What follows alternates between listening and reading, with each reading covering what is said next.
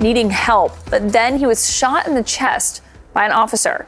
This 11-year-old boy from Mississippi is now thankfully at home and recovering this morning, but his family is demanding to know why things went so wrong. CNN's Nick Valencia is tracking this story. Nick, I mean, obviously that is everyone's immediate reaction here is how does a child who calls the police for help end up being shot by the responding officer? What do you know? Well, his mother tells me, Caitlin, that after Adarian Murray was shot in the chest by police, he asked his mother, "What did I do wrong? Why did I get shot?" And according to his mother, Nikayla Murray, all of this unfolded at 4 a.m. on Saturday when she says the father of another one of her children showed up at her home at 4 in the morning irate.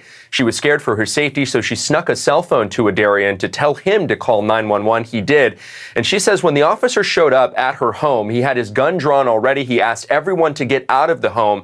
And that's when Adarian came from around the corner of a hallway into the living room. And she says that police officer opened fire once, shooting him in the chest. Adarian was put on a ventilator at the ICU at the University Medical Center in Jackson, Mississippi, about 100 miles away. This all unfolded in a predominantly black area of the Mississippi Delta, a very impoverished community. He suffered a lacerated liver, fractured lungs, and developed a collapsed lung and fractured ribs, as well as a lacerated liver. All of this, Caitlin, was reportedly caught on police body camera, though that has not been released. Caitlin? What's the sense of why that body camera footage has not been released yet?